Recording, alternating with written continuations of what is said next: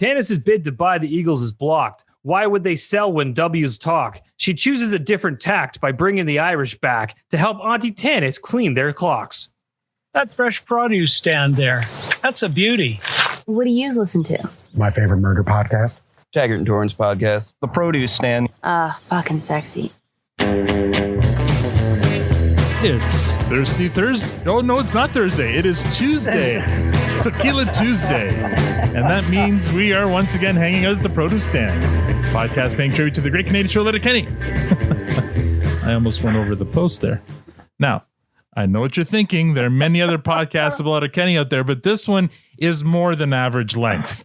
I'm Al, your host, and joining me, don't nod your head like sideways like that, Dennis. Joining me in the room as always is lovely Tanya, and online we have Squirrely Matt and the never vanilla Victor. And joining us this week is a man of many layers, former wrestler, bodyguard, Funko artist, bear wrestler, and don't forget rodeo clown, which we'll learn about today. Please join me in making some noise for the voice of God himself, delicious Dennis Vicious. Wondrous. Oh my god. Oh my god. Oh my god. Wait. Oh my god. Oh my god. I regret nothing. Welcome back to the produce stand, Dennis. What a weird start to this one. Oh dear. It's a full moon. How's it going, buddy? Oof. Yeah, it's been a long night already, eh? Yeah.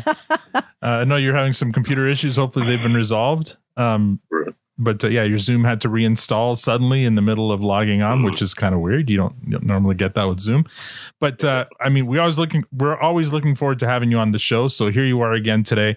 And like I said, Victor brought this up before we started recording. You are a man of a million layers. I want to make sure we get to one specifically, but feel free to bring others up. But last time you were on, you dropped this nugget of knowledge that you were once a rodeo clown. So explain yourself, Lucy. Well, it actually started out that I was an actual clown. Like I'm a trained clown, and we used to, When I was a kid. Okay. Layers on layers. I know, what the hell? There was a lady in my neighborhood named Kathy Black who taught a bunch of us kids how to do certain clowning routines and stuff like that. And we would go around to nursing homes and half times at basketball games and that kind of stuff and actually perform as clown. Yeah. That's crazy. So the summer of 1997, I was in Lexington, Kentucky. And I was working at a Red Lobster, and this is like the second largest Red Lobster in the entire chain. And some of my coworkers were cowboys, and I let it slip one time that I had been a clown, and they're like, "Oh, we're looking for clowns." I was like, I just happened to have some training at that, but they were talking about rodeo, and I didn't know it at the time. But we talked about it over that summer, and they would kind of give me pointers here and there about some of the things that they would do, and they were all into the, not the, dinking around as a clown. But the more I got into it, the more I found out that there was to the whole role as a rodeo clown. And I call myself that. They call themselves something different, which I'll get into. But they probably call themselves like clowning technicians or something. Well, stupid like that. They would give me pointers throughout the summer, and then finally they had a show coming up, and they're like, you're welcome to jump on in. And because I had a background in martial arts, they knew that I knew how to move, and I had been playing football for years and that kind of stuff, so I knew to get out of the way. And they kind of gave me a rundown of some of the things to expect and what to do. And because it is an incredibly dangerous thing. Yeah, I bet. Can you even fit in those barrels? Because do you have to be? Right. You're a big guy. No, I was not a barrel jumper. I was a wall climber. But because rodeo, they do tend to be smaller people, just because they're more of a distraction. They're a little more agile, and it's easier for them to get away. And if they're flung in the air, they don't normally go very far. But if I got hit, I'd sustain a lot of damage. So they gave me a rundown in the afternoon, and then that night, it was showtime. So, I got on, like they have the suspenders and the rags and the straw hat and all this other kind of stuff. And there was a crusty old dude named Gene. he looked me up and down and goes, "What's this asshole doing here?" So I was like, "Oh, great! I'm gonna have to earn my way in here." I didn't want to overstep my bounds, and he goes, "So you want to be a rodeo clown, eh?" And I'm like, "Well, I thought I'd try it out. I'm not going to call myself anything. I'm here for the experience." And he goes, "Well, I'm not a fucking clown. I'm a bullfighter." And I was like, "Oh, okay." I thought I'd stepped in it. And, he kind of put me through my paces. And by the end of the night, I actually had a bull charge me that night. And I did what was called an L step. I kind of, shucked and jived and got out of the way of the big bastard. Because I saw some riders getting flung around. And in the bull riding game, it's, you protect the rider first, then you protect the other performers, and then you protect yourself. So you come last. You want to make sure everybody else is okay. So I kind of glommed onto that. And, by the end of the night, Gene was like, "Well, you're not a clown, but you're sure shit not a bullfighter yet, kid." So what I'm hearing is, if the movie The Rookie was about rodeo clowning, this guy would have been Denzel Washington, and you would have been Ethan Hawke. Oh, yeah. Training Day. Training Day. Damn it, not The Rookie. I watched The Rookie Training yesterday. Day. It's a baseball movie. He was King Kong. I was just Training Day. Sorry, the cop one. Damn it, I ruined that joke. But let me say one more joke here, and please take this in the spirit in which I'm going to intend it. You, sir, are the Forrest Gump of podcasts. Oh yeah. Oh my gosh, yeah. You've done it all. Holy crap. But that's the thing. You just get bored a lot? Yeah. No, kind of. It's I was like, as a kid, I was a voracious reader, but people in my family tend to live to be pretty old. So I grew up in nursing homes and hospitals and stuff like this. So I always heard these super old people telling me, "Don't get married, don't have kids, travel the world, fuck anything that moves." So, yeah, I know. And awesome. They would just give me this advice. And I was like, all right, well, I want to have lived my life. I don't want to look back with regrets. I want to celebrate the experiences. So anytime something like that came up, instead of going, "Well, I don't know," I'd be like, "Fuck yeah." You're awesome. A yes man. You're like, "I'm in." Very good. Wow. That is incredible. How are you now? All right. Tonight's lineup is Matt, Tanya, Al, Victor, and we'll give our guest the last word. Matt, how's your week? Oh, I survived. Did you? So just to set the record straight, because there's a lot of gossip going around, I have zero belief that Joshua's jam had anything to do with my ordeal last week. Okay. His jam is delicious. I have been enjoying it on a daily basis. It did not. I hear it. I'm pretty sure I was McMurdered is what happened. I had a D-gen moment last week, and you keep them coming.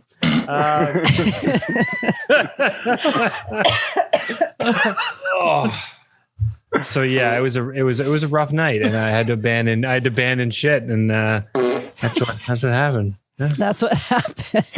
Okay. Oh, you feel better now though, right? You're over it. Yes. No. I bounced back. So I went from a pretty rough evening to getting day drunk the next day. So, Oh dear. It's all about balance, right? Or lack thereof. Right. I don't know. Other than that, the week's been fine. How was your long weekend? It was good. Took an extra day off. We did. I took an extra day off, and all the little kidlets were here, and we had some fun, and that was cool. And it was good. And then I listened to the show last week, which I so unfortunately missed. It's different because I don't know what people think, but I don't know you guys. I don't listen to our own show. No. I will listen to portions of it. Like if I'm like, oh, that sounded like it was a funny section, I may go back and kind of skim through, but I very rarely listen to the entire show, but I missed it. And I knew that you guys had some fun at my expense, which was very well deserved. No, not us. Not at very all, well deserved. And thank you, thank you, Tanny, for keeping me in the show.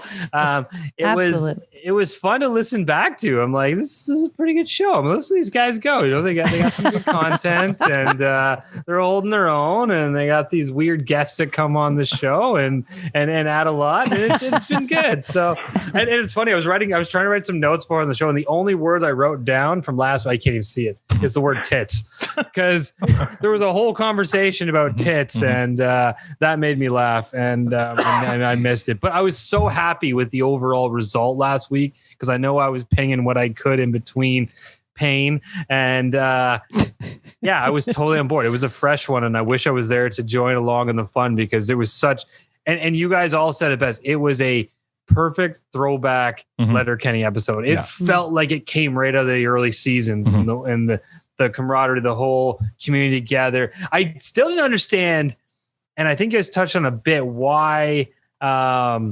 Wayne gave it up to Katie at the end.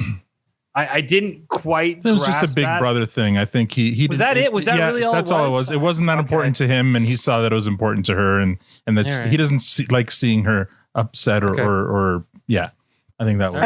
And she knew it, but she's still okay with it. Yeah. She's a bit of a user, and we talked about that too. And it was for sure a top 10 episode, and you guys were all I agree, and actually, Victor, I agreed with you more than anything. Everything you said, I was completely aligned, which is rare, but I was aligned with you straight through the episode. Very good. Tanya, how's your week? Yeah, I think that will fall on its head. I think so too. Should I give up what Victor's background is in this one? Oh, I didn't even see that. Yeah. I'm sorry. He's got the train wreck up, so I don't know. We'll see how that pans out. Tanya, how's your week? Oh my God. The week has been, it's only on Tuesday. So yeah, it's been pretty crazy. We had a long weekend. We're on our vacation week now. We had some cousins over, and we had 5 kids, which outnumbered the adults at 4. It was busy. It was loud. It was a lot of fun watching the kids play with their cousins, which they haven't done in like 20 months. Was really awesome. It was really, really good to see. So it's been busy, and it's still going. It's just going to be busy from here on out until we go back to work. Yeah. I mean, we didn't have it hasn't been a week since the last episode. It's been only the long weekend, but it was a fun long weekend, and it almost felt normal having people over. We finally got to show off the new kitchen. It's only been renovated for 6 months, and we finally took it for a test drive. Having a dinner in the kitchen. Everybody's just like, everybody, and it was hilarious because the way I envisioned the kitchen was not the way that it was. Never is. Yeah. Not the way that it was used. So I envisioned the children sitting at the island and the adults sitting at the table, and it turns out all the children were at the table and we were at the island. So it was reverse of what I thought, but it worked out really well. Yeah, so we got swept up in the Olympics. So the kids were sitting at the dinner table. We had the Olympics on the TV, watching that while we ate and chatted and stuff. So it's funny. Up until this weekend, I didn't even. They snuck up on me. They started. I had no idea the Olympics had started. And then this weekend we started watching it, and we got hooked. And because it, the sporting of it, the sportsmanship of it and stuff, it draws you in. The athleticism. Yeah, I know, Matt. You don't care, but no. No, listen. I actually really enjoy. But the Summer Olympics are so fucking boring. No, come on. So? I love the Winter Olympics. Maybe it's a Canadian thing. I love them. I think they're really exciting. They're fun. You know what? And Canada generally does better at the Winters. We do. Yeah, maybe that's it too. Maybe we represent, but they're boring. Show all the muscles, like the amazing, like absolute. Yeah, they're not all covered up, right? The athletes are actually. The muscles are incredible, and how they work, and how they so superficial. It's incredible. It makes you think, oh my God, I need to get out there and start running. Victor, what'd you think? Well, what'd you think? Well, how was your week? What'd you think of the Olympics so far? I did notice there was a Georgian athlete. I forget what. We've been winning medals in judo. Typically, our sports are judo, wrestling, and weightlifting. Oh, yeah. And I believe they've won a weightlifting medal for sure. A couple of judo medals. Unfortunately, 2 of the Georgians got disqualified because they went sightseeing. What?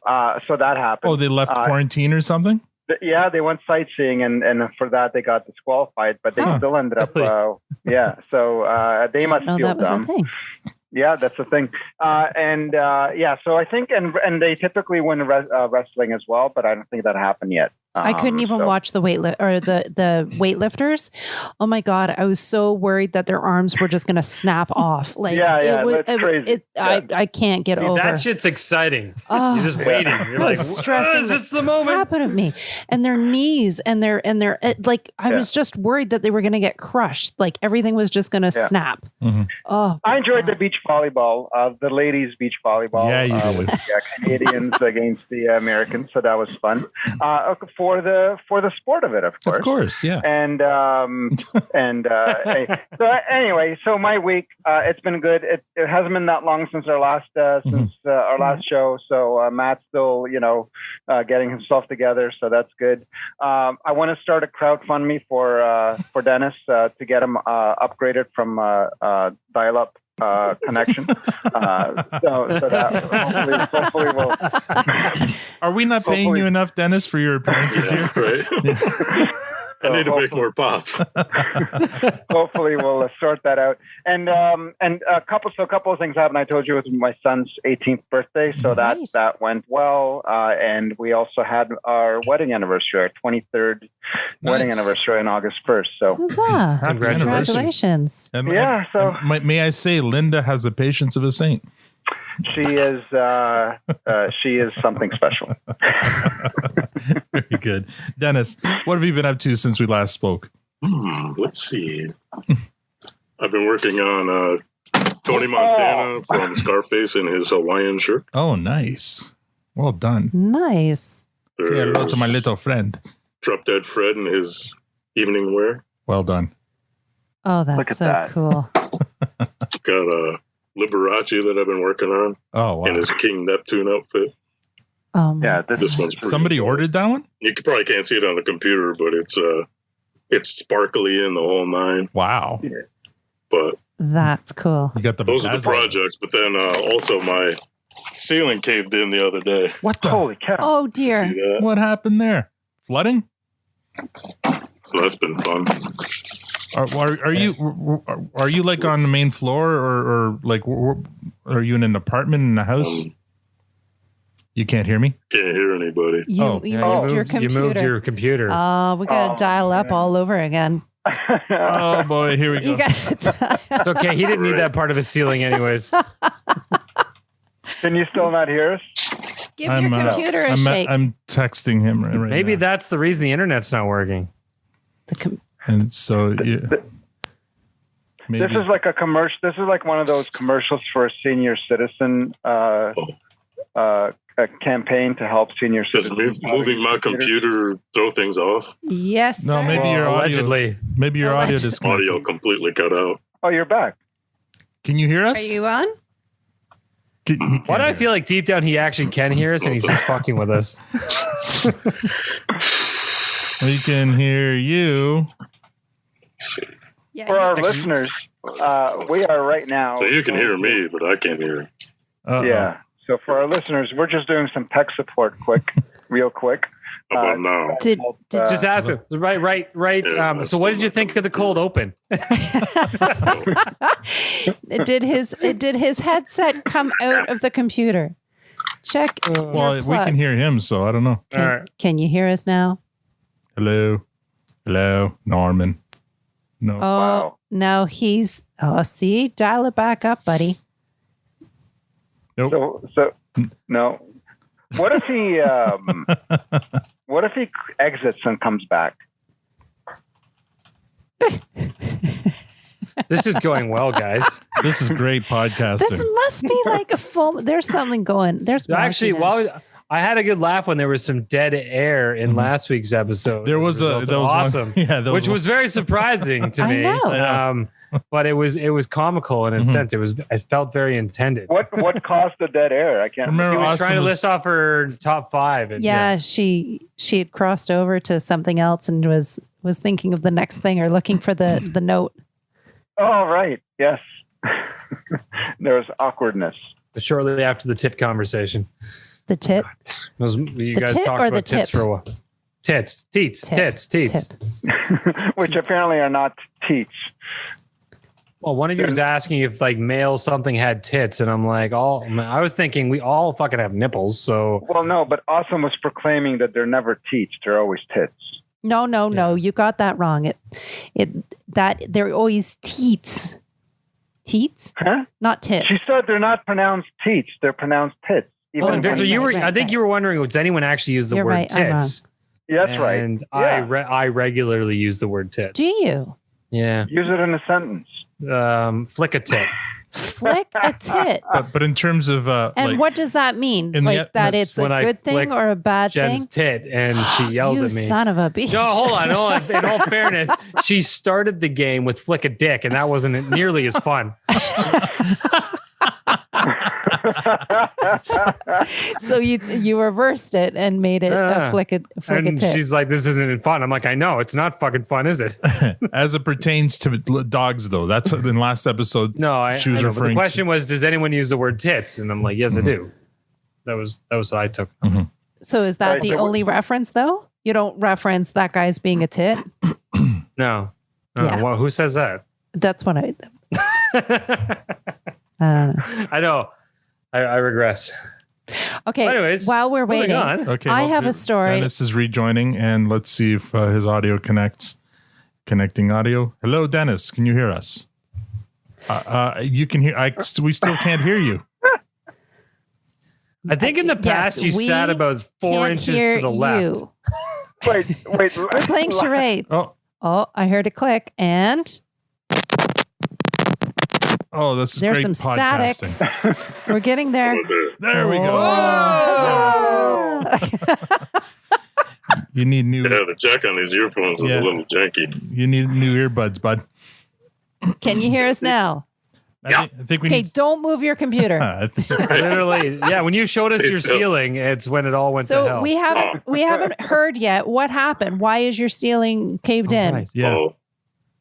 There was a lot of severe weather there for a couple of weeks, and a crack started to form, and I just put a bucket under it, and then one day I came home from work, and the floor was covered in drywall and insulation, and I was like, "Oh shit!"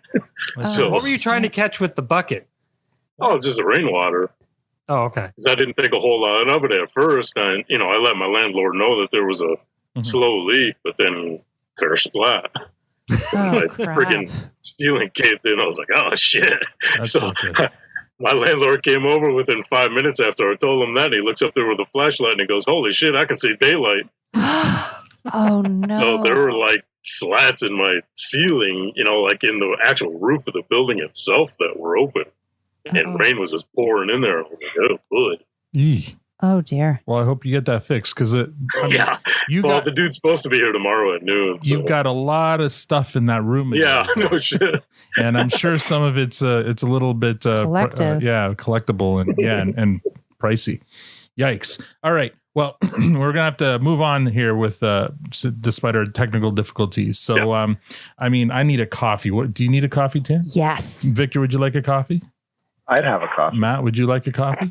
I'm really surprised when I'm having coffee right now. You know what? Awesome did it better last week. Fuck! Why don't you just start editing in her version? It's good. And I'll just be quiet. Diabolical coffee is being served at the produce stand. It's devilishly good coffee and diabolically awesome swag. If you are a coffee lover, regardless of your taste or preference, they have an option for you: whole bean, coarse, and standard grind espresso. They even have a K-cup option. And for now, for the entirety of season 7, which is actually coming to an end quite quickly, you can use a promo code Produce Stand for 10% off any coffee or merch purchased at diabolicalcoffee.com. So please support us by supporting them. Thank you, Diabolical Coffee, for your support this season. Speaking of which, last season we did a giveaway for Diabolical Coffee t-shirts. We're going to do a similar thing for this for this season. I think it's going to be a Diabolical Coffee mug with the Devil's Breath logo on one side and the Produce Stand logo on the other side. So there's going to be only 4 of those made, limited run. And the only way you can get one is if you write us an iTunes review, and you'll be entered automatically into a draw that we will do at the Ag Hall in a couple of weeks. So those of you who've already written us iTunes reviews, don't worry, you're still eligible. This is also, though, for anyone who wants to enter. They just need to write us an iTunes review before the Ag Hall social. And what if you want a T-shirt before? Are you still eligible? No, T-shirts are done. Those were a limited run. We said 4 of those, so only 4 of those remain. But they're still eligible to win the mug. You didn't listen to the question. Oh, the ones who won the T-shirt can also win a mug. Yes. Thank you. So thank you, Tanya. I understand. I got you. Anyway, Sprechen Sie Deutsch. we have a new patron as of today. Jacob has become a patron of the huzzah! So thank you so much, Jacob. Last week, you may recall, Jacob joined the Twitter DM group. He's become a new Twitter follower. I mean, he's just buying into the Kool-Aid altogether now. He's so thank you so much, Jacob. Because it was a short week, we only have 3 new Twitter followers, but man, they're awesome Twitter followers. Here we go. Jim Trotman from the edge of the East Coast in North Carolina, Ryan Woodfield from Spring Lake, North Carolina, and Heather McCabe from Harper's Ferry, West Virginia. I feel like there was something happened on the East Coast there that made people want to listen to the Produce Stand this week. Thank you all for following and hopefully for listening. Previously on Letterkenny. Last week, we recapped and reviewed episode 4 of season 7, Letterkenny versus Penny, and that episode was a unicorn getting freshes all across the board. And according to our scientific Twitter poll, 100% of you agreed. So nobody thought it was anything but a fresh. This week, we recap and review episode 5 of season 7, W's Talk Baby. Matt, have you done your homework? I did. Tanya, have you done your homework? Yes, sir. I've done my homework. Victor, have you done your homework? It is. It is. Wait, what? Don't sound so thrilled. Are you answering that question or some other question? Have you done your homework? It is. It is. What it is, what it was, what it should be. Okay. Dennis, have you done your homework? What kind of answer is that? I don't know. Yeah, Captain. All right. Even that makes sense. The chorus. We open on the set of Crack and Egg. Wayne admits he's getting a little bit sick of doing this show. He's all for helping friends, but they've got people calling from half dozen townships. They don't even know half of these nutsacks. Wayne says there's a bucket load of things he'd rather be doing than another episode of Crack and Egg. But just then Katie enters and announces that it's time. It's game time, so they start the show. Their first caller is McMurray, which doesn't improve Wayne's mood. Even though McMurray was red carded, they decide to let him through. McMurray's actually outside, so they let him in, and he storms in, full of piss and vinegar, fast tracks through the pleasantries to get to why he's there. He says he's got some life-altering news for them. There he says they've got half a dozen townships watching, so as long as it isn't too personal. McMurray have a 5.15-inch penis. What?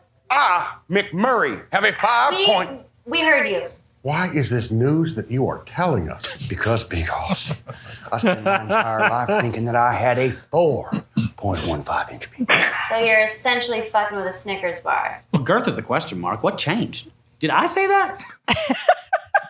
Did I say that? McMurray says he learned on Howard Stern that he's been measuring his penis incorrectly since the time he first measured it as an adolescent. Says he measures his penis every year on Boxing Day because that's when Mrs. McMurray's family leaves after a long weekend stay for a week-long stay for the holidays, which finally gives them a chance to exchange gifts.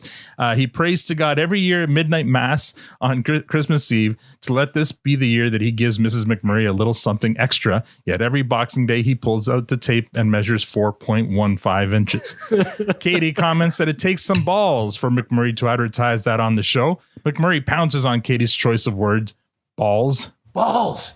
Exactly. What the actual fuck are you talking about, McMurray? I learned on Stern today that you are not exposed to measure from your pubic bone to the tip of your penis on the top side. You are, in fact, exposed to measure from your balls to the tip of your penis on the underside. Are you sure? Well, you don't argue with Stern. This, the correct mode of measurement, gives me 1 additional inch. And, by clinical definition, a 100% average size penis at 5.15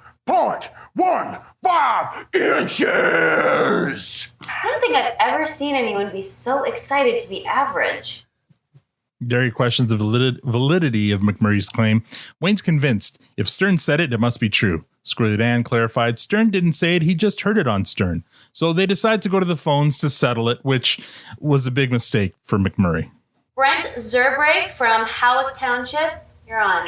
Holy fuck, McMurray, look at you shooting high-stakes snooker with number 2 pencil there, buddy. Why don't you go ahead and tell your wife I rock 8 inches in reality and 9 if I measure in your punk-ass way. Holy fuck, it's my fucking heart. It just breaks for that fucking masterpiece. My wife is a very satisfied woman.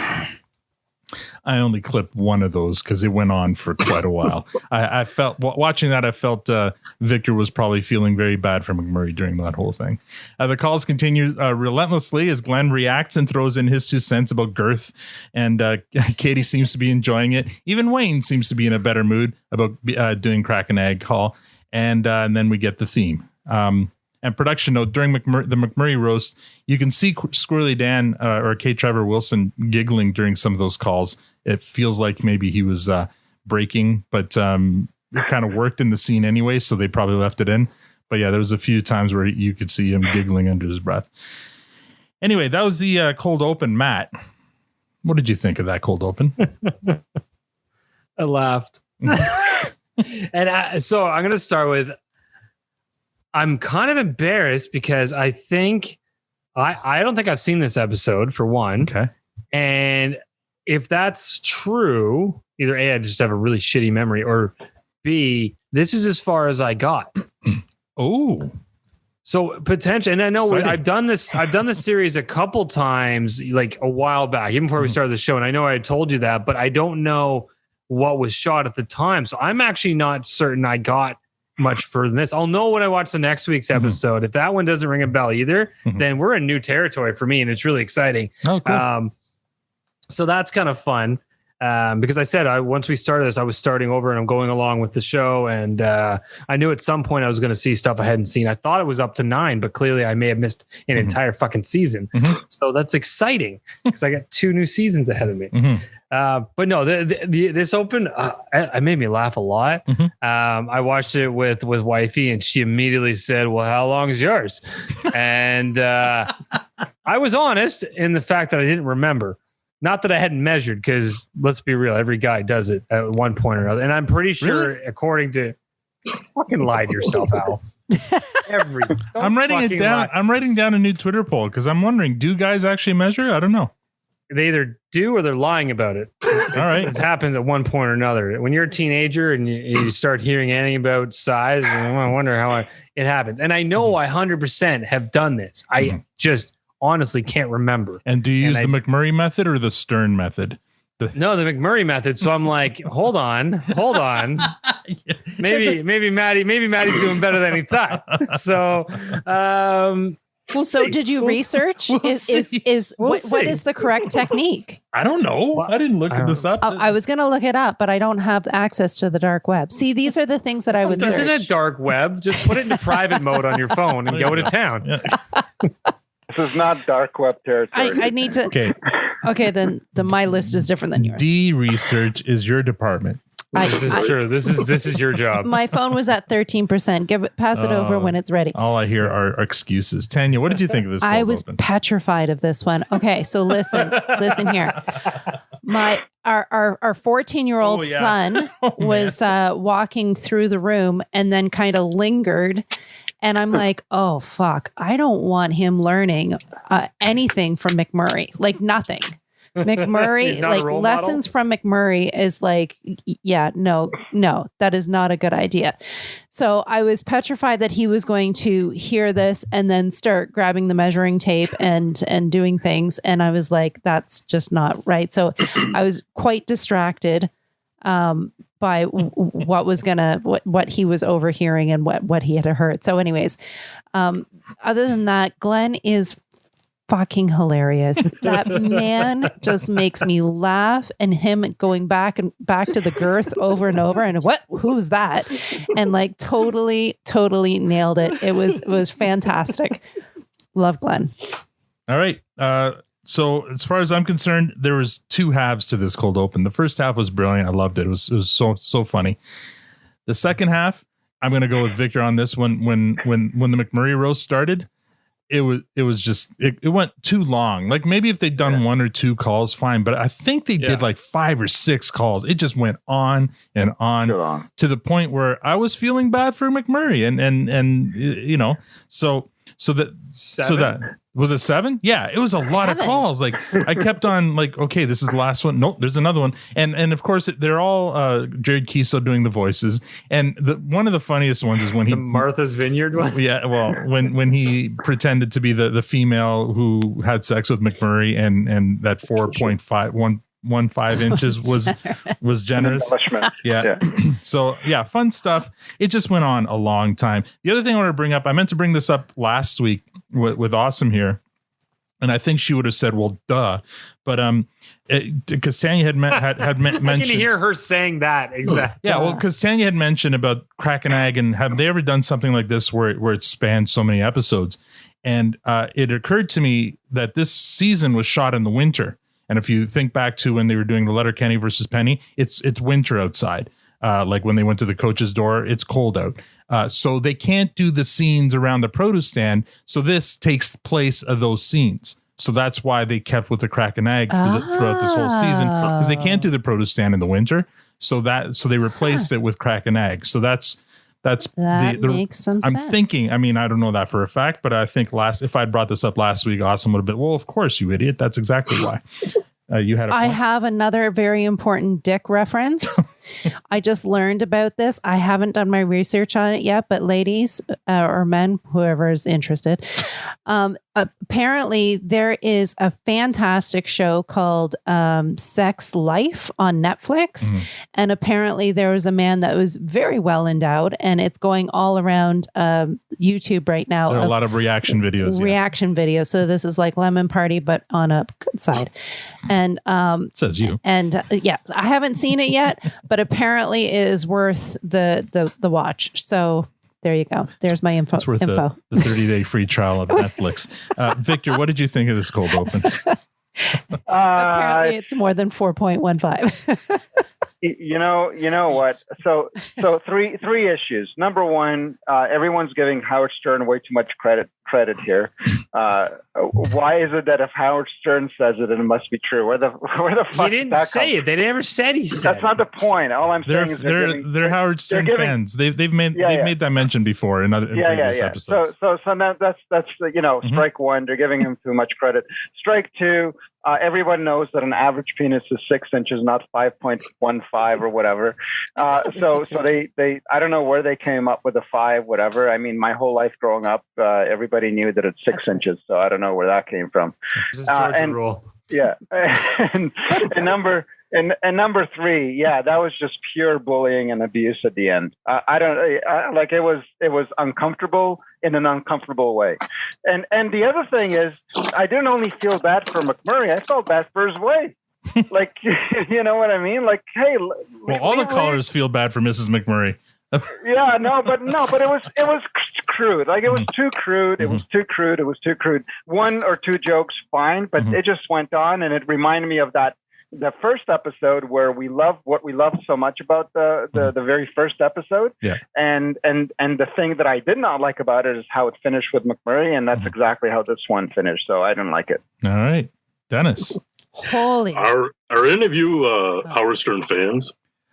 I used to listen to Howard Stern every morning religiously when I was in my younger days, and then as I grew older, I realized he's not growing up. Right? We're all growing up, but he's not.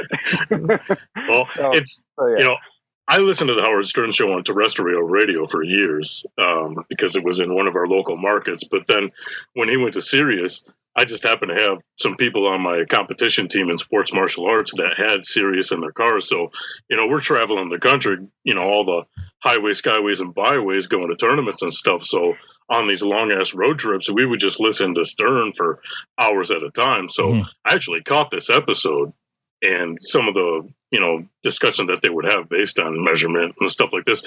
But what I noticed was when you're listening to the names of the callers, they're actually names of some of the Stern staff members and callers. Because, I was, as it went on, I was like, they said Shuley, and I'm like, that can't be a coincidence.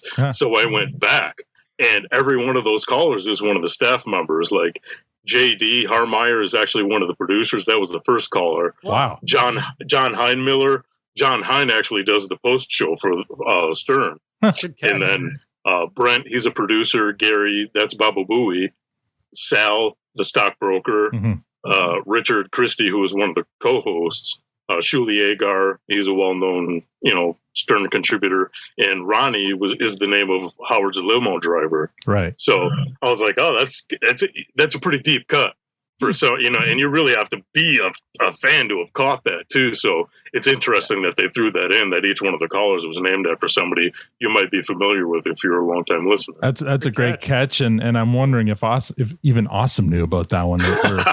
Maybe we taught her something new here. She won't admit to not knowing though, but that'd be interesting. What else did you think of this cold open? But, as a longtime fan, that was an Easter egg kind of thing. But for me, the payoff was McMurray's responses. You're watching him take his looks, but just the way that he reacted, really made that scene for me. So, I mean, it was worth having in the show, if for nothing else, than to get his feedback based on some of the terrible things they said to him. Very good. All right. So we're coming out of the theme song here, and I've lost my spot. Where the hell am I? Here we go. Scene 1. We open with Tanis speaking with the coach of the native team, played by actor Broker Moore. She has just inherited some money after the death of her Doda, and she wants to buy the Eagles. The coach asks her why she'd want to buy the native hockey team. I have cousins coming up in minor hockey, and they're starting to get in trouble now. They always used to watch your team, but now they just don't really give a shit. And I want to use the money to create a more exciting environment at the games and keep them interested in hockey. Why? Because kids in sports stay off the fucking streets. You fucking bug me, dude. No. No what? You cannot buy the Eagles. I'll go over your head. Oh, will ya? Money talks, baby. We're in first place. Are you? So you can't go over my head. Why? Because W's talk, baby. That's where we get the name of this episode. Tanis sizes him up and makes him an offer he can't refuse. She proposes a game between the Eagles and a team that she will assemble. The coach questions why he'd do that in the middle of their season. She proposes a bet. If her team wins, she gets to buy the Eagles. And if the Eagles win, she will give him a blowjob. And after he gets her to throw in some ball play, they reach an agreement. Tanis exits the Eagles coach office, and Axe and Slash are waiting for her. They ask her where they're going, and Tanis announces they're going to Letterkenny. Scene 2, what appears to be Coach's basement. Coach is riding a stationary bike when Tanis walks in. Coach asks her what's up. Tanis says she needs a coach. Coach jumps off his exercise bike and kicks it over. He asks her what he's coaching. Tanis says very dramatically that she's resurrecting the Letterkenny Irish. This isn't met with any optimism from the coach. That team is dog shit. Scene 3, cut to the gym as Tanis and Coach go about assembling the team. They start with Riley and Jonesy, who are both super psyched about being hockey players again. Tanis tries to say that the Letterkenny Irish are back, but Coach says not yet. They're going to need some finesse. Enter Ron and Dax, who says they're good at finding holes and getting in deep and bulging twine. Coach says they're in, so now they just need some sandpaper. So cut to an outdoor brawl with Tyson and Joint Boy beating up on some D-gens, and Tanis is very happy. So the Letterkenny Irish are back? Not yet. We got most of the pieces in place, but we only got one shot at this, one chance, one win. Bombing on your mom's spaghetti or whatever that talking singer says. None of these guys have won a championship. We gotta find some people that know how to win. Where do we find them? At the gym. But we were just there. They weren't there when we were there. We were here the whole time. Really? Marianne and Betty Ann challenge the Irish to a hockey. Marianne and Betty Ann are Insky. They're Soda Paninsky. They can't wait to get back on the ice. But Coach explains they wouldn't be playing, they'd be coaching.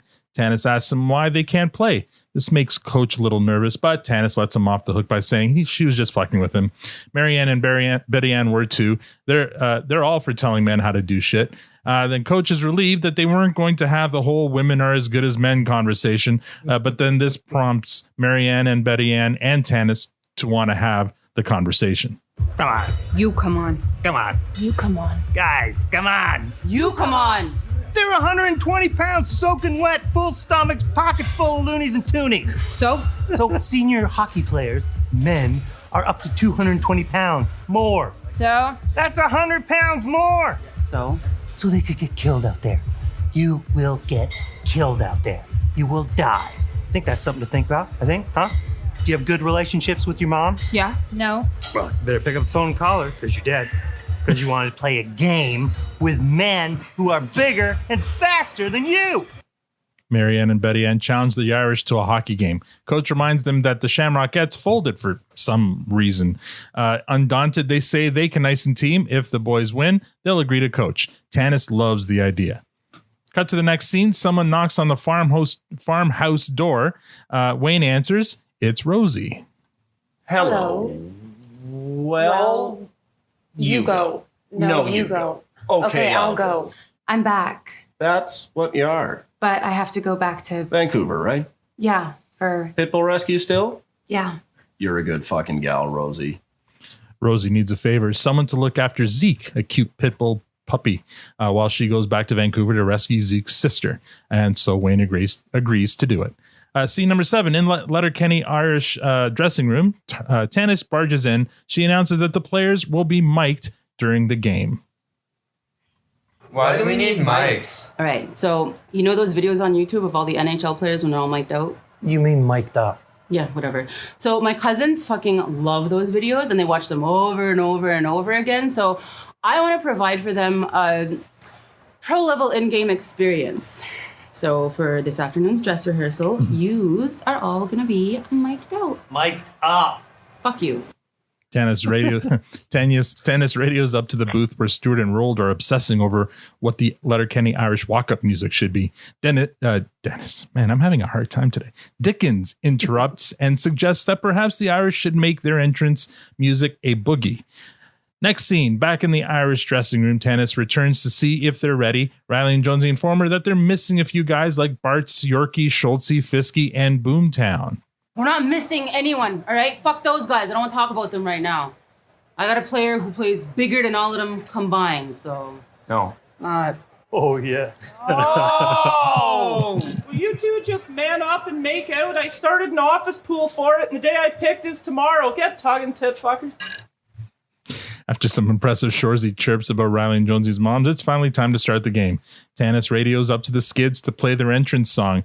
They haven't decided yet, so Tanis yells at them. Stuart chickens out, so Roald plays whatever CD was left in the CD player from the previous night's figure skating practice. It's OCM by Susan Aglukark. So production note there, OCM from the album This Child is Susan Aglukark's biggest hit, reaching number 1 on the Canadian country and contemporary charts in 1995. And she was the first Inuk performer to have a top 40 hit in Canada. So just a little background on that song. Not exactly pump-up music, though. The players look at each other, confused upon hearing the music selection. Dickens makes the announcements, including the 50-50 tickets, which could reach as high as $400. Tanis, Axe, and Slash are on the sidelines, getting their production going. Their microphone is picking up all of Shoresy's chirps against the women's team. The game starts, and the Irish get off to a hot start, with Shoresy taking it all the way and immediately scoring. The rout begins with the Irish scoring at will, and Shoresy relentlessly chirping the opposing players and snowing the opposing goalie at every opportunity. Marianne and Betty Ann look on in disgust. Next scene, back at the farm, Wayne is choring in the barn with Zeke hanging out, and then Marie Fred shows up. Look what the cat dragged in. Oh, it's better than what the cat coughed up. Oh, who's that Bronco Buster? Well, that's Zeke. Zeke's having a row in the hay. No, that's Barley. Can we keep him? The gal I used to date brought him over asking for some help with him, temporarily. She pushing up? No. Would I like her? Yeah. When a friend asks for help, you help him. Right. Is he sleeping with us? Puppies should be crate trained. They go in the crate every time you leave the house or go to sleep. No exceptions. He may be the only one getting some sleep tonight. Pitter patter. Next scene, back at the site of the massacre. It's between periods. Betty Ann and Marianne approach the coach in the concourse. You guys get fully changed in between periods? Why do women have to be so different? We concede. Oh, don't be Bear Biscuits. We're not. I've seen Bear Biscuits, and what I'm seeing is a lot of bitter biscuitry. Sometimes you get speed baked. Happens in hockey. Okay, look. Women can do anything men can do. Shut the fuck up. We're in. In what? To coach, idiot. Ice time's expensive. Let's use it for practice. Set up the PK, get the PP going. Get jerseys sorted for your line comments.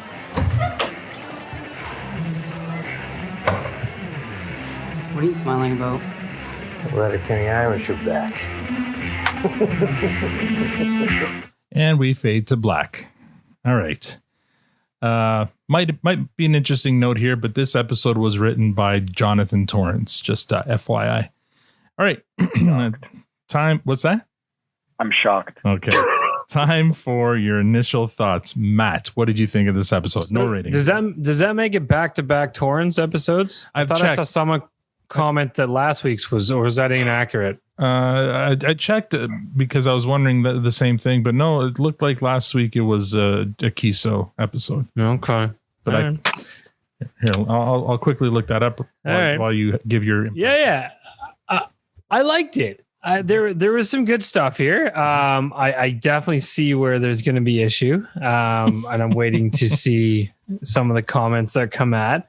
Shorzy came back with a fucking storm. Yeah. And that was pretty, and I got to correct myself. I made a quick Martha's Vineyard comment early, during the McMurray, but it was Shorzy about the kid being Martha's Vineyard Shore. That fucking killed me. I thought that was brilliant. So there was a lot of fast talk and witty banter going on, and there was a lot of misses, but in the middle of all that, there was some real genius, and those moments made me laugh. So I definitely need to applaud the efforts on some of that. I think Coach was a bit of a roller coaster this episode. Mark Ford, I fucking love him, and he always comes out so strong, but they gave him a big episode, and I feel like in a couple of his scenes, I think they underused him. Like even like the Betty and Marianne scene, just sort of the back and forth. Come on. Like, I don't know. I thought it was okay, but it went on long. I would have liked to have seen more dialogue in there and heard him kind of go off a bit more. Okay. I think they missed an opportunity to let him just go. And but it was still funny. But there was a couple moments that I kept wanting more from him because he's got it, and I feel like they held back. Maybe it was the topic or whatever. I don't know. But anyway, it still made me laugh. Rosie coming back. I love Rosie and Zeke. Oh, good boy. That made me really happy. But yeah, I mean, overall, I thought there was a lot of good content here. I just think there was some struggles along the way to get there. But I enjoyed it. Okay. 10. I don't think I quite understood why Betty Ann and Marianne were being asked to be coaches, because they already had Coach as being the coach. And they're hockey players. So yeah. I wasn't quite understanding why I understood that it was a male team, but then why are they being asked to coach? Think back to the Shamrock, was it last season, 2 seasons ago? He asked Riley and Jonesy to help coach the Shamrockettes to win. This time around, he says to Tanis, we need somebody who's won something, because the Letterkenny Irish had never won anything, but the Shamrockettes had. So he was looking to have somebody who knew how to win. So that's why that's the way. But even though Riley and Jonesy were the reason why they were the ones that coached the Shamrockettes, and that's how the they got their Shamrockettes had already won like 4 straight championships before. Back to back. Right. Oh, right. Straight, whatever. I mean, that could beg the question: why were the Shamrockettes like shuttered? Like, why were they shut down when they were such a successful team? But anyway, I think this is all just so that the story made sense, I guess. But they didn't really pick hockey players. They just they picked. Well, I guess they had hockey backgrounds, but they. Mostly, yeah, okay. So I'm just shocked that this is the thing that you have a problem with in this episode. I'm just stunned. I'm stunned that you've exhausted so much time on this non-issue when there's such bigger fish to fry in this episode. Okay. I thought there was a lot of things going on. There was a lot of power in a lot of scenes. So Tanis, which is the powerhouse. up with Coach. And as Matt's saying, Coach didn't kind of let it all out, but he couldn't because Tanis is there, and Tanis is the one that's feeding this whole thing and trying to pull the team together. So of course Coach can't go wild because Tanis is kind of like the owner of the new team. Mm-hmm. So no one could really go like as big as they are, as big as their character is, because of all of these other things coming in. Mm-hmm.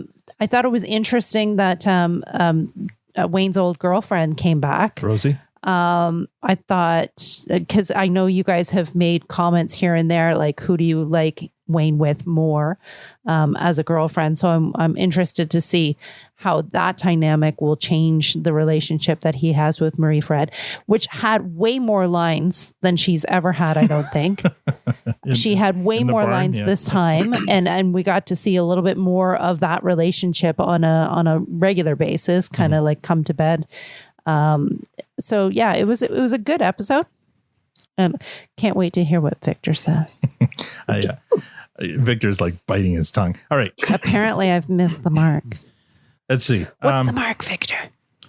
This episode. Oh, okay. It's Alan's first. Yeah, first. It's me. First, it's me. So, the episodes where they bring all the characters together, I love.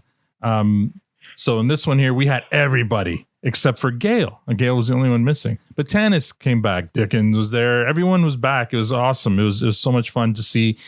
I love the whole getting the band back together motif for this. It was kind of funny that they kind of made the Letterkenny Irish this some sort of mythical thing that they need to bring back. I'm bringing back the Irish. Like that was kind of fun considering it felt like the Muppets movies. Yeah, because it was such a dog shit theme, but they brought it back. So, but I like the whole premise of them. They got to put the band back together in order to help Tanis on her quest to buy the Eagles. So anything with Tanis in it is great. So I'm going to probably hit upon a bit of what the issue Victor had. So at the end of this episode, the whole montage scene of the game and how the Irish just mercilessly destroyed the women's hockey team, and unapologetically, and Shorzy throwing like just snowing the goalie on repeat. Snowing on the goalie, hitting the stick out of the woman's hands, like just chirping the shit out of them. Yes, that was kind of off-putting, and I get it. And if it were just for that scene, I might have even given this episode a compost. But there was just so much good in this episode. I won't give my final rating, but I feel like that's where Victor's going to have an issue with it. Coach was brilliant in this. I loved Coach in this. I loved Tanis in this. Glenn was a lot of fun at the beginning in the cold open. So those are my comments for now. Victor, go. It was the worst episode of the Letterkenny universe so far. What? Worse than the last worst one? Really? Yes. Oh man. Okay. Go on. And I had issues with almost every scene. There was one redeemable part of the episode, which I'm not going to give away till my MVP. But okay. I mean, where to begin? Really? I guess at the beginning. So I made let's see, 1, 2, 3, 4, 5, 6, 7 or 8 points. So I just wrote them up right now because I knew I wouldn't be able to ring them up. So first, the cold open. It's airball. Then we get into the exchange with Tanis. I mean, how do you compare buying a team on one side is a win and getting and sucking a dick? Like the two are not in the same universe. Like he's never had his dick sucked before, so it just doesn't make sense. Like, buying a team to it just playing to his audience, man. Yeah. Or she was playing to his audience. It doesn't make any sense. It just doesn't. There's no. It's not in the same. Like it doesn't make any sense. Number one. Number two. It's too crass. Like why would Tanis even make a bet like that? Because she knew she would never have to pay up. It doesn't. No, you don't know. You don't know. Well, that's how confident she is that she'll win it. That's fine. why. I didn't like it. Yeah. Then you go with the whole scene with the mic'd up. There was no payoff. I didn't feel like there was. That's setting up. Was, that's setting up. Yeah.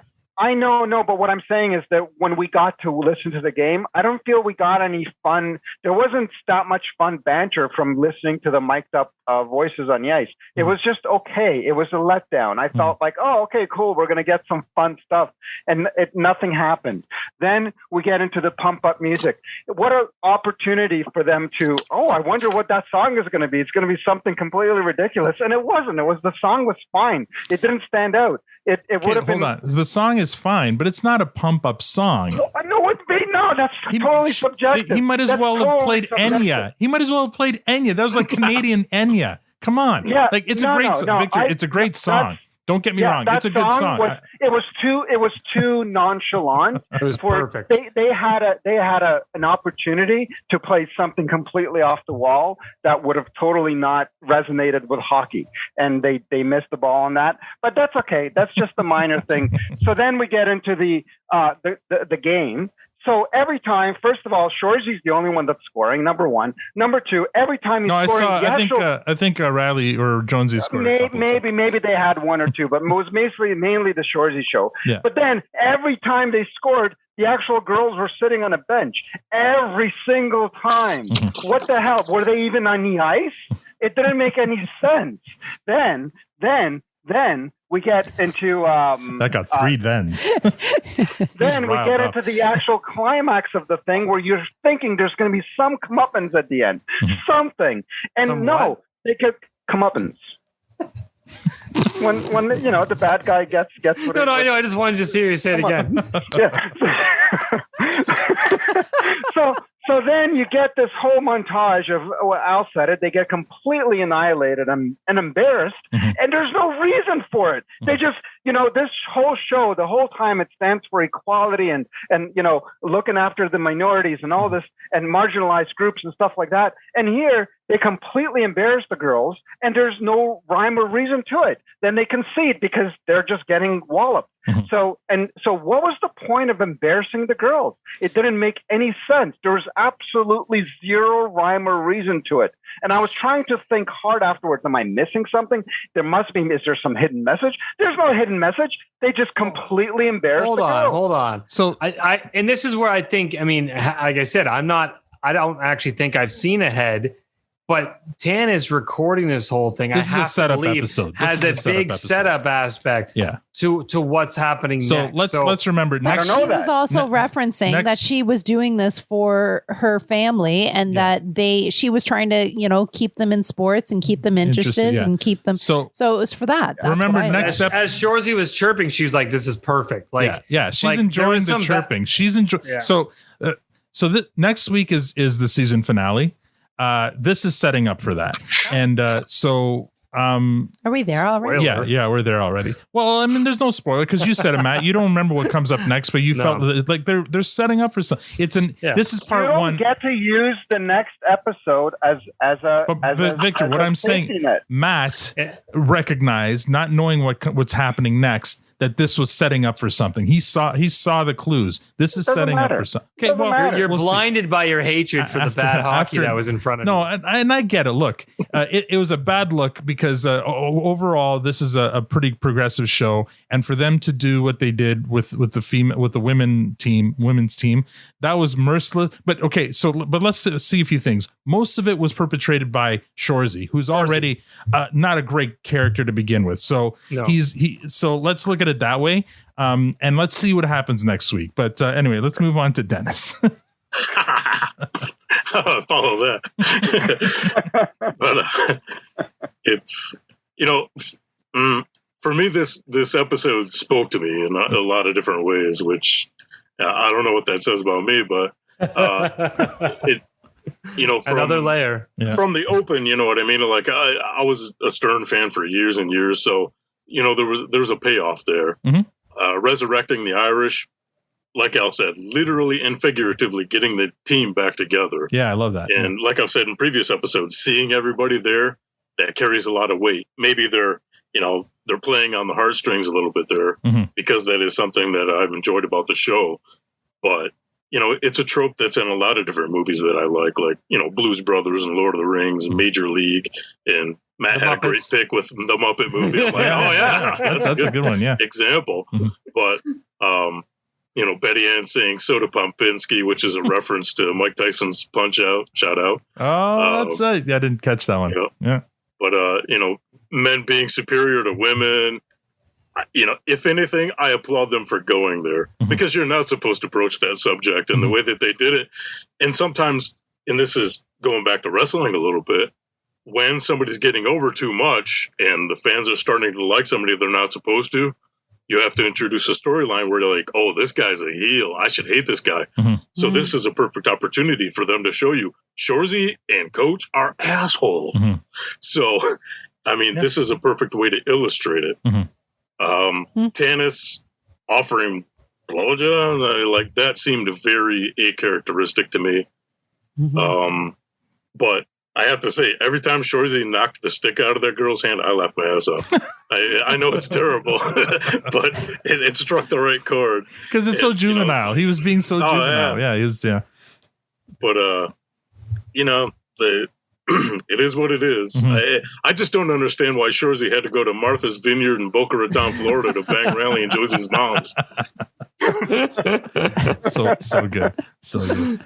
All right. So can we move on to ratings? Let's do it. All right. Matt, what rating do you give this episode? I'm fearful to go first on this one, but honestly, like I said in my initial thoughts, there was a bit of roller coaster here. There was some really, really good content. There was some misses. I'm gonna quickly re-comment on the two biggest topics right now. So I completely the way they portrayed this, they intentionally put full blast on, and you point out too, Dennis, Coach and Shorzy. So yes, they hit this topic, which most people would stay away from, but they put all of the attention on these two assholes. We already know Coach is an asshole. We all know Shorzy's beyond an asshole. So every single shot of something bad going on was him. So even they can fall back and say, we portrayed this, but it's a Shorzy show. Would like it or not, it was him. No one else had a part in this nonsense. So I'm okay with that. And that goes right into the Tanis side about her offering up the blowjob, whatever. Again, Tanis is smart. She's not following through on whatever this is. That was just her way to get her foot into the door of this situation, playing on that mood, pulling a guy. She's like, whatever. I know how to speak to my audience. It doesn't mean shit. So I don't necessarily think it's out of character. I think it was her smart way of selling what she was trying to accomplish for the intention wherever she's going. All that to say, it's a high clearance. It's not quite in the fresh because there was a few misses, but it's a high clearance for me. Okay. Wow. Interesting. Tan? I love everyone's points. Victor, yeah, you got very passionate there. I love it. But you make valid points. Absolutely. And you make me stop and think, who is Tanis? And, Tanis at the cookout and, getting the apron from Wayne at Christmas and stuff. And she always fights for the woman. She always fights to be to not be portrayed in those ways. And you're absolutely right. In this episode, she goes there. She goes the opposite. And she does offer up, a blowjob for if she loses. Yeah, which she never intended to lose. You can't say she's not going to do it. That's not for you to say. It does go against her character. I think Tanis' character is win by all means. Even when Wayne gave her that apron and she was like, and called him out on it. And it's am I supposed to cook now? And he's like, no, this is. So she's always like fighting. Okay, she wants to fight. It's all about control with Tanis. She won't take the apron from Wayne because it means that he wants her to cook for him. But what did she do on their first date? She fucking cooked for him because it was her. She's in control. I'm going to cook for you. Not don't tell me what to do. Same thing with the blowjob. To me, that was a weapon. She needed that weapon to get her point across. Who she was dealing with and what it was going to take in order to get the answer that she needed. Second she said, he's like, all right, deal. Like, she knew. Of course it she worked. She sized him up. Yeah. Yeah, no, true that. No, I don't know. I would agree with you, Victor, if she had to follow through with it, and we'll see if she does or not. But for now, given what we know right now, I don't think it's out of character for her. I think she's a shrewd businesswoman and leader who is used to getting her way and will get her way by any means. And I was thinking the same thing when Marianne and Betty Ann were on the bench, and how it kept on panning back to them. And I'm thinking the same thing. Why are they not playing? They're the ones that said, put us in, let's do this, and let's go head to head. And they weren't in the game the whole time. Maybe the guys actress, I know that Jess Salguero can skate, but maybe the other actress doesn't know how to skate. I don't know. Yeah, that was a miss too. I couldn't. The only thing that I kept on thinking was, I guess they couldn't have the commentary and the expressions and stuff like that they wanted to get if they were skating. Mm-hmm. It would have been a harder shot to take, maybe, or whatever. So, rating? So, all that being said, there were still some good aspects of the show. It didn't make it great, so it's a compost. Or sorry, not compost. The clearance. All right, clearance. I said after that hockey game montage, I was ready to give it a compost, but upon further reflection to this episode, it had so many good things. I feel like if they just removed that hockey game, it would be a 100% fresh, because everything about it I loved. I mean, half of the cold open I didn't like, but everything else I loved about it. The whole getting the team back together, the Skids struggling with the music selection, and Dickens being there saying that they should make it a boogie. Like they revisited a lot of great jokes, like a lot of fun jokes. I'm wondering if the senior players who were missing there, Schultze, Boomtown, whatever. They probably wouldn't have brought them in just for one episode, but also there was a line there that Tanis made. I don't even want to talk about them. Like, just a flippant line. I was like, I wonder, because those guys were only on for one season and they're gone. So I'm wondering, maybe fans had the same thoughts about them as we did. That might have been a Hulu call too. Or it might have been a Hulu call. Well, I mean, the one guy, he's on his own show now, and it looks like it's doing all right. But yeah, some of the other guys, anyway. So that was an interesting thing there. Coach was brilliant. Like, I know he's despicable, but he's despicable in a brilliant way. He's despicable in an Alan Rickman way, right? Like, he plays such a great kind of despicable person. So I really enjoyed the scenes with him in this. Could there have been more of him? Sure. Yeah, I kind of agree with Matt there, but I thought what he did do was a lot of fun. He made you hate him. So I'm not going to give it a fresh, because there's that one, and it's a big piece. It's the game, and the game really dragged it down. So I'm giving this one a clearance. Victor. Yeah, so I had no issues with Coach. Coach was Coach, and I thought he did great. I didn't have any issues with his performance. I thought he was perfect. Mm-hmm. He was a perfect heel. Mm-hmm. And there was one great scene in the show, and everything else was a throwaway.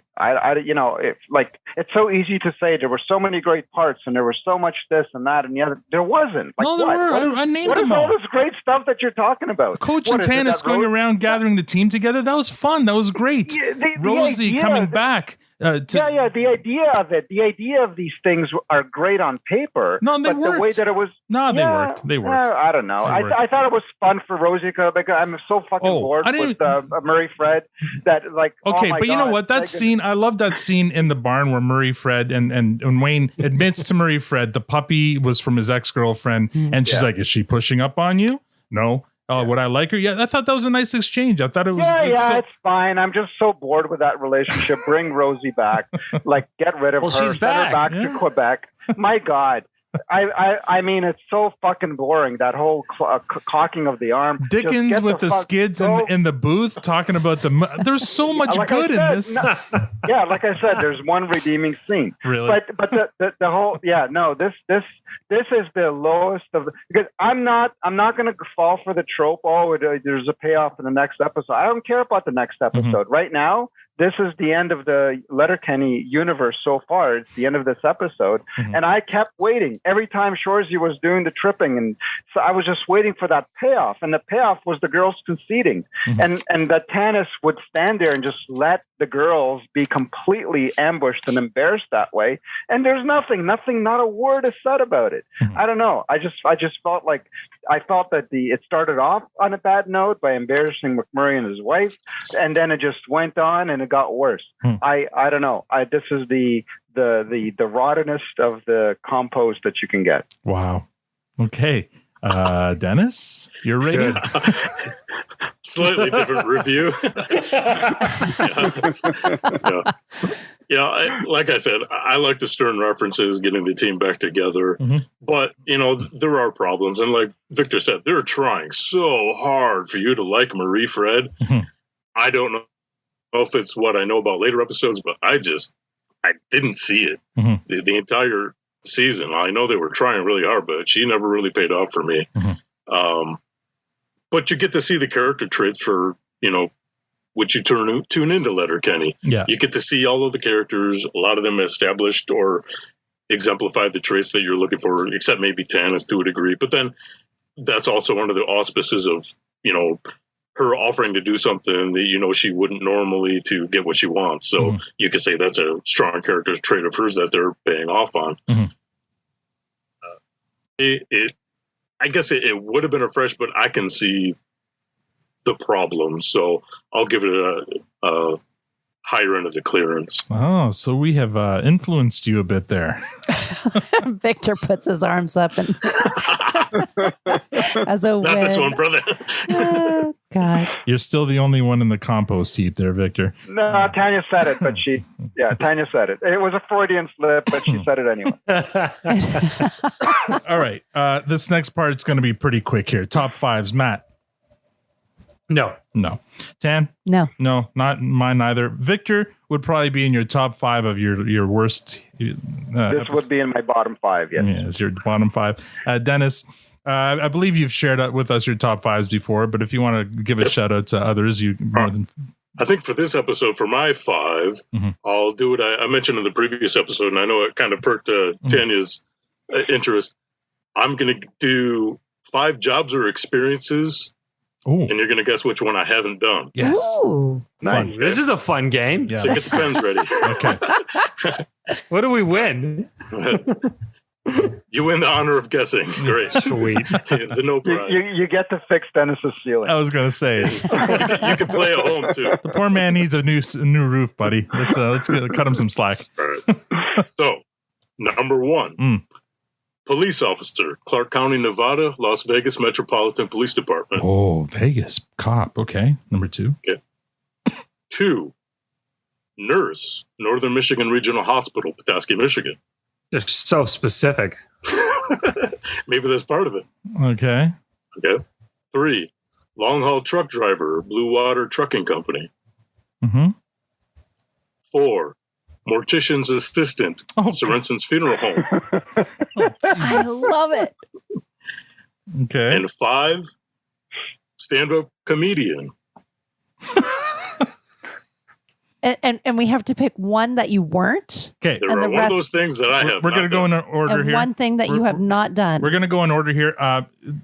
Dennis, don't tell us whether we're right or wrong. Let's all do a guess, and then you can reveal which one. So, Matt, of these 5, which one you haven't done? So you've done 4 of these. Okay.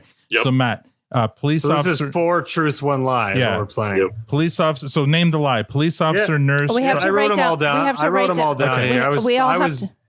I was actively following along. Don't worry. Perfect. So, well, what do you think? We all have to write down our number though, because we don't want to be swapping. Number? I don't know what number. Just and again, I don't know what it takes down there, and not no discredit. I think the answer is police officer is what you didn't. Okay, do. don't say it yet. Okay, everybody gets to say what thinks. Police officer. All right, Tanya. I'm going to say number 2, nurse. Nurse. All right. Tanya thinks it's nurse. I'm going to say, it's got to be nurse. No, I mean, you got to have a little bit of we don't know about your medical training, but like some of these others, like, you're into security. So wait. Give the answer. No, you already went. I'll give you an answer. Stop. Wait. What the hell? Alan's hand keeps on moving. I want to know. Sorry, it was a mortician assistant in a funeral home. No, I'm still going to go with nurse. Okay. Because I'm just thinking that might be a nurse thing too. Okay, Victor? Okay, no, still a nurse. Al, did you give your answer? I did. I said nurse as well. Oh, okay. I think it's obvious. It's the comedian, because Dennis already shared it with us that he was very shy. So as far as his character traits, it has to be the comedian. Yeah, but I feel like he's let it slip before. He's tried. Let it slip before that he's tried stand up. But we'll see what the answer is. Dennis. All right. And part of the problem I have here too is I forget some of the things that I've disclosed. Right. It's okay. We forget some of them too, which makes it fun. Yeah. It's like, I love this game, by the way. Love it. Right. Love it. Like Al mentioned at the top, I have a history as a toy maker, an artist, personal security, professional wrestler, rodeo clown, bear wrestler. It's not a profession, but it is an experience. Mm-hmm. Yeah, martial artist and radio personality. Is this where I disclose which one it is? Yeah, I am so excited. Okay. I have never been a long haul trucker. I've been the wheelman on a lot This is of the road easy trips. one. I'm like, That's that's the one I would have totally thought you would have done. I'm like, how did you get to all these experiences? Well, you drove a truck around the country. Yeah. I've done a lot of driving trucks around, but I thought you were on the Shipping Wars episode. Yeah, there's like that it feels like an 80s TV show where Dennis goes around the country driving truck and then stops in different places, and he's a police officer in Vegas, a nurse in wherever. On the dusty Winnemucca Road. All right, so we have your next 4 appearances on the produce stand mapped out here because we're going to ask you about each and every one of these. Okay. So, dude, like, what kind of nurse though? Because like that still doesn't fit a whole lot of boxes. Yeah, that's like it's a profession unto itself. Mm-hmm. Now, in Petoskey, it's North Central Michigan College. I was enrolled for 3 years as a nurse. Shut up. That is so cool. Lord Tundran. Unbelievable. And a truck driver where you don't need as much he wasn't training. a truck driver. Oh, sorry. Right. I'm like that. Right. I think Dos Equis needs a new spokesperson. Good Lord. Yeah. And what's funny is when I interviewed for the job in Las Vegas, O.J. Simpson was actually interred at the time at their facility. For the cop position. How long were you a cop in Vegas? That was an experience. Like I said, it was either a job that I had or an experience. But I went through the motions.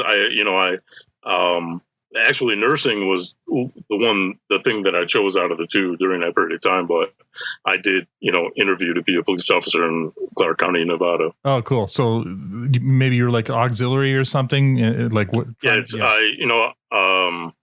I went through the testing, the training, and that kind of stuff. And then when it came up time to choose a job, I decided to be a nurse at the time. Yeah, a cop in Vegas. I mean, if you want to be a cop, that's the place. They told me there's plenty of action, but the thing is, out there they don't charge you state tax, local tax, nothing. Right. There was Angela. She was the sergeant that interviewed me. She told me that was she the boss? Hey, yo, wait. Oh, no.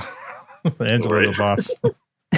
Wow. You had to hey, yo, wait. All right. Oh my goodness. That's my, I should give myself let me give myself a. All right. Let's see here. I'm going to keep one of these fart sounds. Oh my. Let's move on to MVP. Matt, who was your MVP for this episode? That's a tough one. I really don't have a solid MVP on this one. I'm gonna cop out. I'm gonna go with Zeke.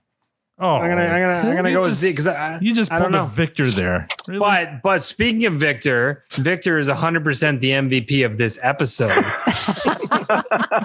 I have not heard that much cursing out of Victor since we started this show. He is so passionate, so excited about this episode. Oh, he's the MVP of today's episode. Yes. Okay, Tanya, who's your MVP?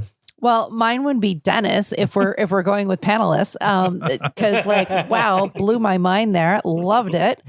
But for the Letterkenny episode itself, I'm gonna have to go with Glenn because I loved how he kept on referencing wanting to know what the girth is. I know I keep on giving it to Glenn, but God, he is just so freaking funny. I just love it. So yeah, Glenn. All right, let's see. My MVP. I'm going to give honorable mentions to Glenn because of the cold open, and to Tanis. I thought she was a lot of fun. Missed the whole joke where they were trying to make Tansy stick, and she was like, "Yeah, I don't like that." Yeah, that was kind of fun. But my MVP, I think, he was the best part of this episode was Coach. The line where he talks about Eminem being the talking singer, just brilliant. Like that's the line. That's singer. the line of the whole episode. Vomit on your mom's spaghetti or whatever the talking singer says. Fucking hilarious. And he was so good in that whole exchange with Marianne and Betty Ann. And so I've got to give it to Coach. Victor? Oh, bar down, it's got to be Dickens. I mean, that's the one scene where I just, I just smiled and enjoyed. There's two scenes, right? At first, him, wanting Boogie to be the song, but then him doing the play-by-play. I had no idea that he was going to be doing the play-by-play, so that was just a treat. And getting his fast talking in there, that was just brilliant. I love Dickens, and it's not even in some being going out into left field. I think he would totally brought it, and it was short. But hey, Tanya's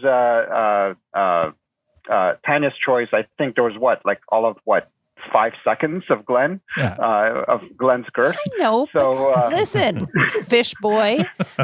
So sometimes didn't even have a word. The fish. The fish took it for the team. It was like a 1 second fish. Up to on the pro, and the unborn fetus. Now. Yeah, I know. No. I think as of last episode, you cannot critique me, Mister. Nuh-uh. So anyway, got to give it to Dickens. All right, Dennis.